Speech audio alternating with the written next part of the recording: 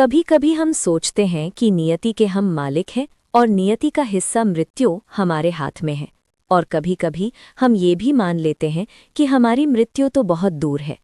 लेकिन जीवन का सत्य तो ये है कि नियति कभी अपना रास्ता नहीं बदलती, बल्कि हम ही अनजाने में उसी दिशा में अपने आप चलते जाते हैं। आज की ये कहानी दो कहानियों का संगम है। एक कहानी में भगवान विष्णु के वाहन गरुड़ राज नियति बदलने चले थे और दूसरी कहानी में मानव नियति को पहचान नहीं पाया था। दोनों कहानियां एक ही सत्य कहती हैं, जो होना है वो होकर ही रहता है। मृत्यु वही सत्य है जो हमारे हाथ में नहीं है, लेकिन मृत्यु से पहले के जीवन की तैयारी ये केवल हमारे हाथ में है। पहली कहानी आरंभ होती है कैलाश पर्वत पर, जहाँ की असीम शांति में गरुड़ राज खड़े थे और तभी उनकी दृष्टि एक छोटे से मासूम से पक्षी पर पड़ती है। गरुड़ राज उस पक्षी की मासूमियत को निहार ही रहे थे कि अचानक उसी समय यमराज वहां पहुंचे और उन्होंने उस पक्षी को एक पल देखा और गहरी चिंता में डूब गए।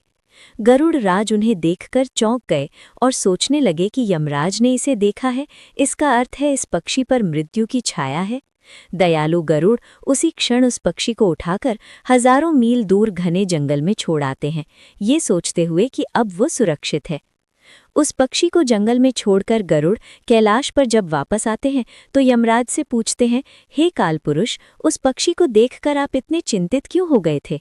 यमराज शांत स्वर में कहते हैं, हे गरुड़ देव, मैं चिंतित नहीं था, आश्चर्यचकित था कि इस पक्षी की मृत्यु एक सर्प द्वारा होना आज निश्चित था, परंतु यहाँ नहीं, यहाँ से हजारों मील दूर एक जंगल में, उसी जंगल में जिस जंगल में आप उसे छोड़कर आए हो।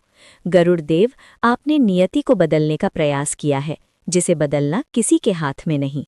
गरुड़ मौन हो गए। उन्हें अब समझ में आ गया कि मृत्यु अटल है, सत्य है, निश्चित है। दूसरी कहानी आरंभ होती है पृथ्वी पर, जहां एक व्यक्ति रहता था जिसका नाम मानव था। उसके जीवन का सबसे बड़ा भय था मृत्यु। उसने कठोर तपस्या की, यमराज को पुकारा और तपस्या से प्रसन्न होकर यमराज उसके सामने प्रकट हुए। यम बोले, मेरे दर्शन जीवित मनुष्य को नहीं मिलते, किंतु तुम्हारी भक्ति ने मुझे विवश कर दिया है। मांगो, क्या मांगते हो? मानव ने विनती की, हे प्रभु, यदि मेरी मृत्यु अटल है, तय है, तो कम से कम मेरी मृत्यु से पहले एक संदेश मुझे अवश्य भेजना, ताकि उससे पहले मैं अपने परिवार को संभाल सकूं और अपने अगले जीवन की तैयारी कर सकूं। यमराज ने कहा, मैं एक नहीं 4 संदेश तुम्हें भेजूंगा, पर जैसे ही तुम्हें मेरा पहला संदेश मिले तुम अगले जीवन की तैयारी आरंभ कर देना। और ये कहकर यमराज अंतर्ध्यान हो गए। वर्ष गुजरते गए, पर मानव का मोह, उसकी वासनाएं कम न हुई। लोग उसे चेताते रहे, अब मोह माया से निकलकर ईश्वर को याद करो। मानव हर बार हंसकर कहता, अभी तो बहुत समय है, अभी तो यमराज का पहला संदेश भी नहीं आया। मानव के बाल सफेद हो गए, दांत गिर गए, दृष्टि कमजोर हो गई, शरीर टूटने लगा और धीरे धीरे उसका छड़ी के बिना चलना कठिन हो गया और एक दिन उसे लकवा मार गया। पर उसे यही विश्वास था कि अभी तो यमराज की तरफ से पहला संदेश भी नहीं आया, तो मृत्यु तो अभी बहुत दूर है। और फिर एक दिन यमराज उसके सामने प्रकट हुए। मानव कांप गया। टूटी हुई आवाज में यमराज से कहा, हे मृत्यु के देवता, तुमने मुझे धोखा दिया है। तुमने कहा था कि मृत्यु से पहले संदेश भेजोगे, तुमने एक भी संदेश नहीं भेजा। यमराज गंभीर स्वर में बोले, मानव, मैंने तुम्हें एक नहीं 4 संदेश भेजे थे, पर तुमने किसी पर ध्यान नहीं दिया। मानव ने आश्चर्यचकित होकर पूछा, कौन से संदेश? यमराज ने कहा, पहला संदेश था जब तुम्हारे बाल सफेद हुए, दूसरा संदेश था जब तुम्हारे दांत गिरे, तीसरा संदेश था जब तुम्हारी दृष्टि धुंधली हुई और चौथा संदेश था जब तुम्हारा शरीर लकवाग्रस्त हुआ।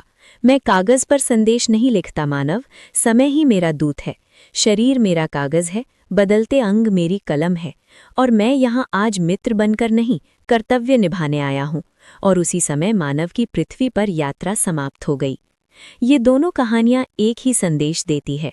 गरुड़ राज की कथा कहती है, मृत्यु अटल है, ये टल नहीं सकती, और मानव की कथा कहती है कि मृत्यु के संकेत बार बार आते हैं, लेकिन हम ही उन्हें अनदेखा कर देते हैं।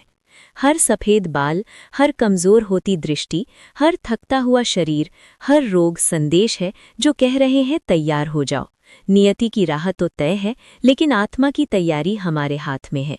हर दिन को अंतिम दिन की तरह जियो और हर श्वास को ईश्वर का संदेश समझो। फिर मिलेंगे दोस्तों अगली वीडियो के साथ। तब तक के लिए अपना ख्याल रखना और हमेशा मुस्कुराते रहना।